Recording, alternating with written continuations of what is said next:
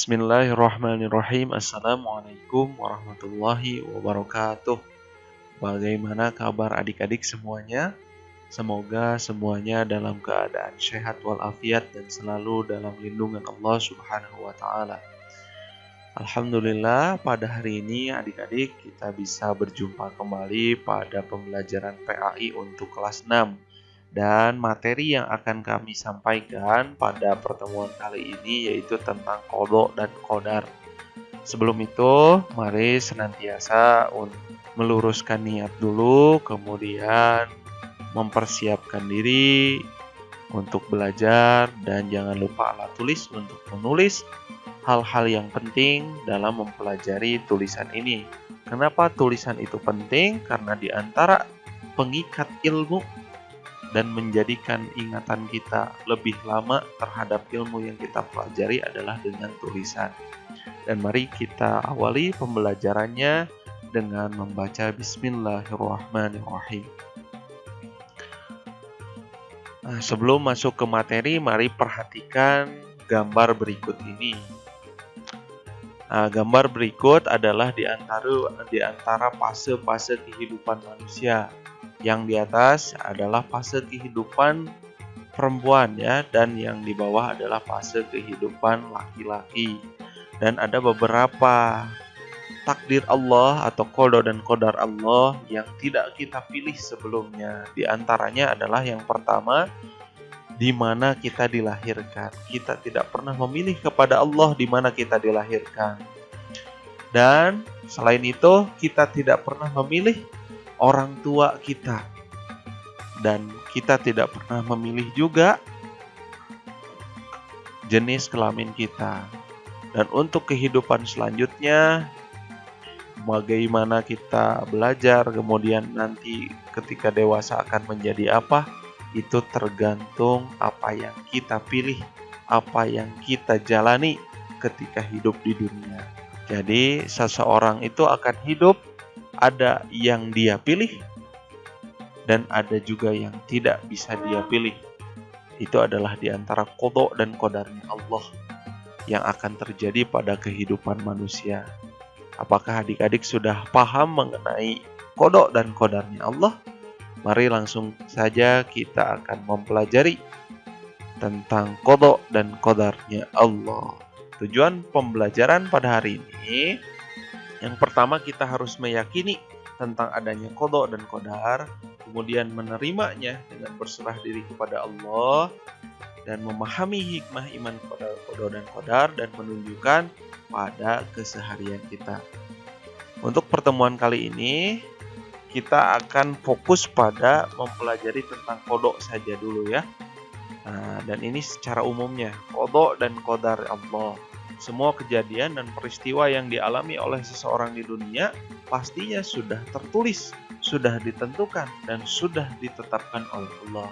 Karena Allah itu Maha Tahu, dan pengetahuan Allah itu tidak berkaitan dengan waktu, maka Allah mengetahui apa yang akan terjadi 10 tahun kemudian kepada kita. Ya, 2 hari kemudian Allah tahu dari sebelumnya, karena Allah itu Maha yang menentukan. Dan ketentuan dan ketetapan Allah tidak hanya berlaku kepada manusia saja, terhadap alam semesta, termasuk kepada planet-planet, malaikat, ya, pokoknya seluruh alam semesta ini.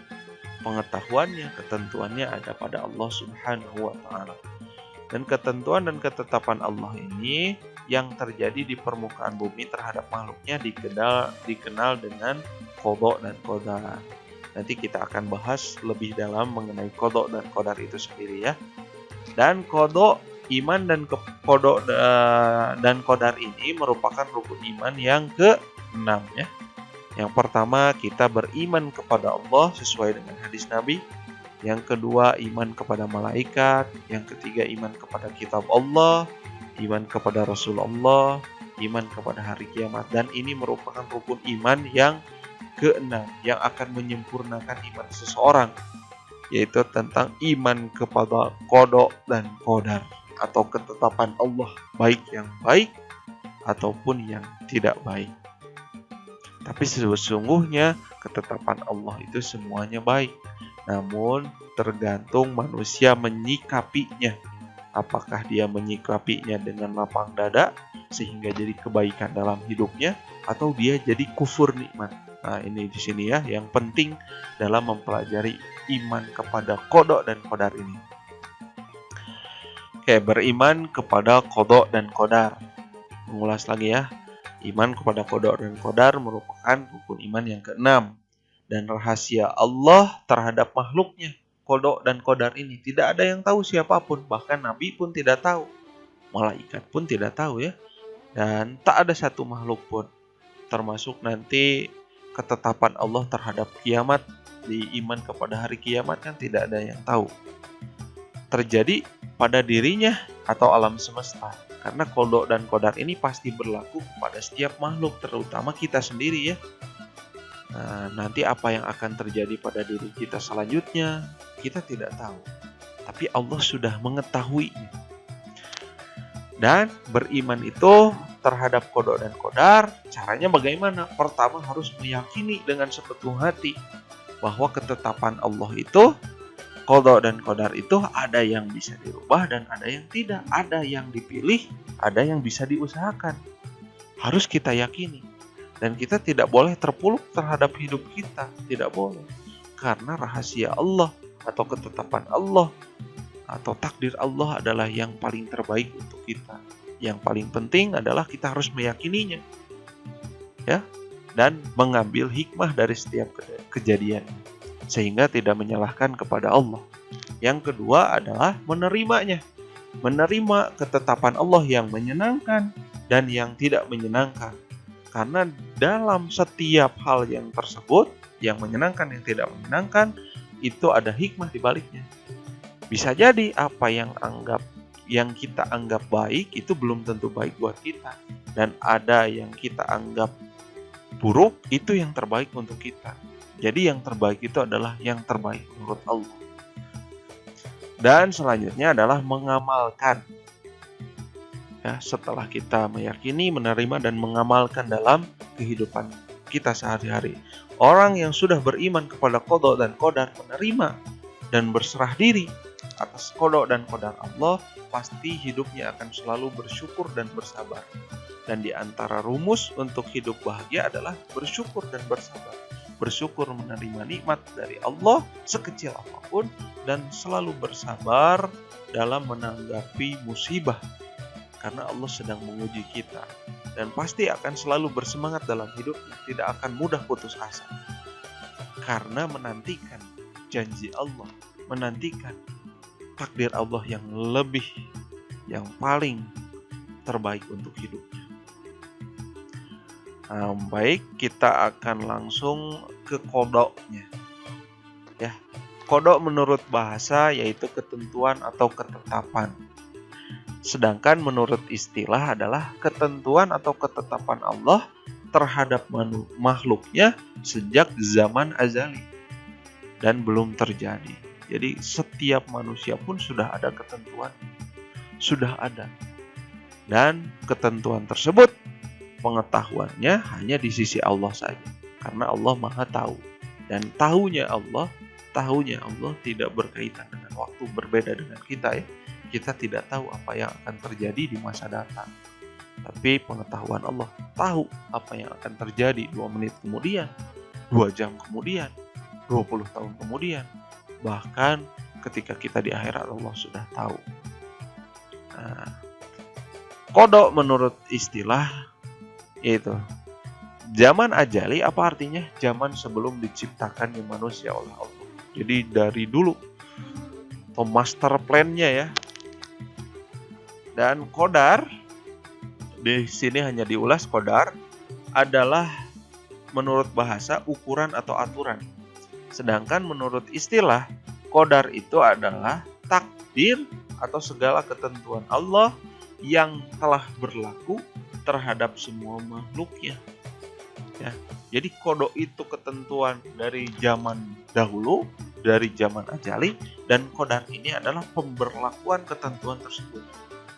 Seperti Allah itu sudah tahu bahwa kita itu akan lahir dari ibu yang ini, kemudian dari ayah yang ini, kelamin kita apa. Kemudian kita lahir di dunia ini, menjalani kehidupan. Nah, itu namanya qadar. Jadi semoga kalian sudah paham ya mengenai qada dan qadar ini.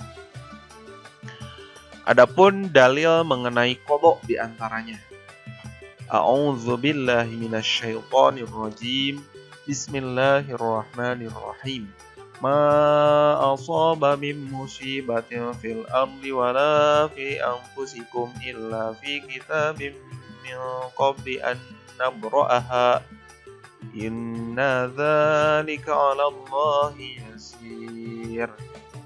Nah, ini Quran surat Al-Hadid ayat 22 ya, yang artinya setiap bencana yang menimpa di bumi dan yang menimpa dirimu sendiri semua telah tertulis dalam kitab Lauhul Mahfuz sebelum kami mewujudkannya. Sesungguhnya yang demikian itu mudah bagi Allah. Jadi setiap ketetapan Allah itu sudah tertulis di Lauhul Mahfuz, bahkan bencana, bahkan musibah yang akan tertimpa terhadap diri kita. Dan bagi Allah itu mudah. Kalian harus pahami dalam dalil ini juga Allah itu mudah untuk merubah takdir terhadap manusia. Misalnya, ketentuannya ya, hari ini kalian akan jatuh. Tapi karena ketika pagi harinya kalian sholat dengan khusyuk, kemudian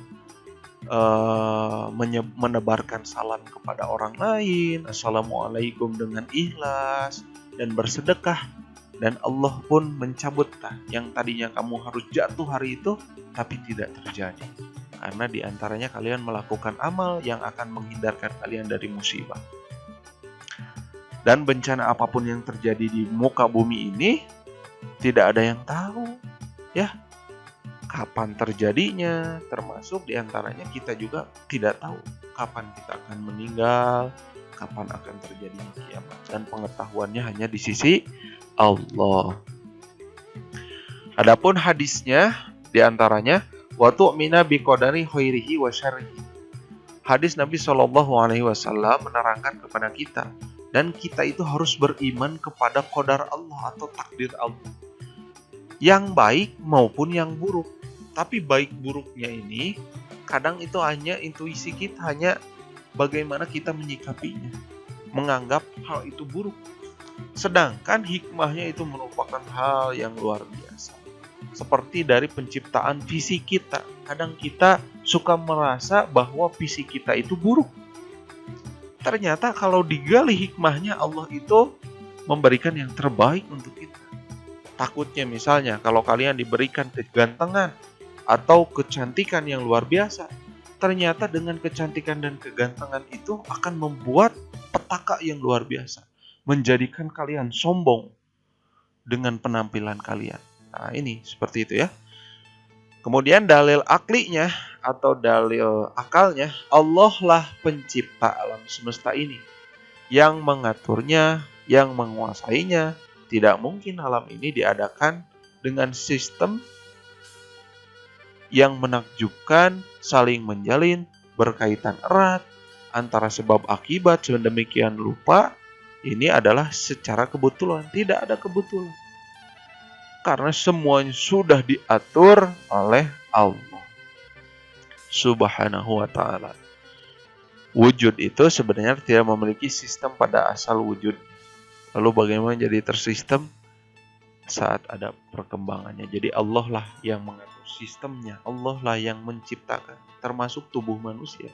Allah yang menciptakannya. Allah yang mengatur sistemnya, bagaimana organ tubuh kita, bagaimana kinerja paru-paru kita yang luar biasa.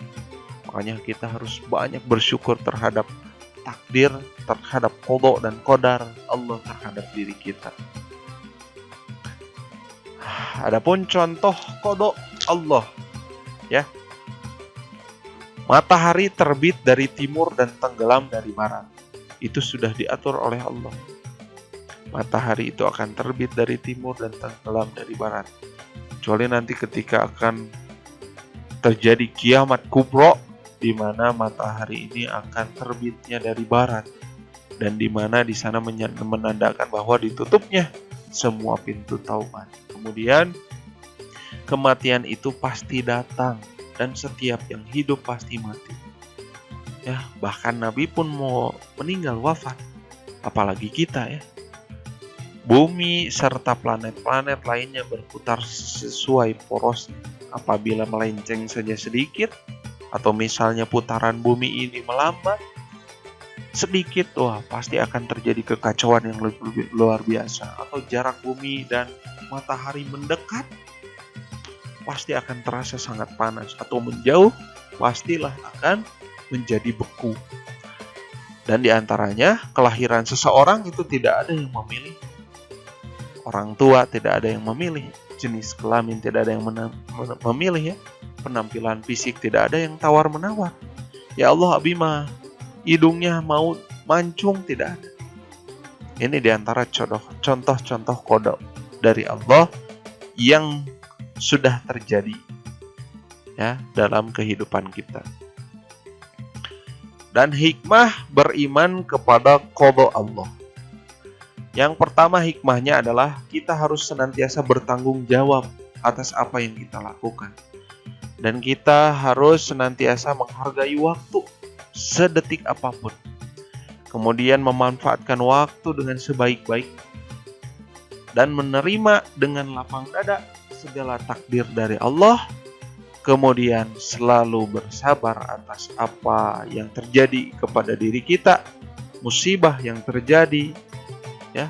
Jangan mengeluh pada Allah. Ya Allah, kenapa harus saya sih yang seperti ini, tidak orang lain? Ingat, Allah itu memberikan ujian kepada kita untuk meningkatkan derajat kita. Maka bersabarlah. Kalau kita selalu bersabar, insya Allah. Dan selanjutnya jangan lupa untuk selalu bersyukur dengan apapun. Jangan ada satu detik pun dari hidup kalian yang tidak kalian syukuri, karena merupakan nikmat yang luar biasa. Berikut hikmah beriman kepada qada dan qadar, dan harus kalian jadikan perilaku dalam kehidupan kalian yang selalu bertanggung jawab, tepat waktu, memanfaatkan waktu dengan sebaik-baiknya, menerima dengan lapang dada, sabar, syukur pada Allah. Ya, berikut untuk pembahasan mengenai tentang qada dari Allah Subhanahu wa taala. Semoga bermanfaat dan kerjakan tugas yang sudah disediakan dengan penuh keikhlasan, dengan penuh kesungguhan. Wabillahi taufiq wal hidayah. Assalamualaikum warahmatullahi wabarakatuh.